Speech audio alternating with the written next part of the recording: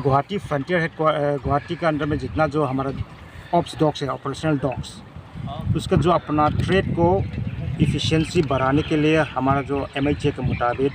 हर 6 months every 6 months उसको अपना trade को हमने ट्रेनिंग करा रखे। हमने ये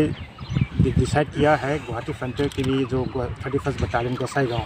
21 मार्च से लेके आज तक ये 11 वर्किंग डेज पूरा हमने अपना ट्रेड को, चाहे ग्राउंड सर्च हो, चाहे आपका रेल सर्च हो, चाहे ह्यूमन बॉडी सर्च हो, चाहे आपका मैंने जिस चीज़ के ऑपरेशनल काम जो आता है उसको हमने एक ट्रेनिंग ऑफिसर का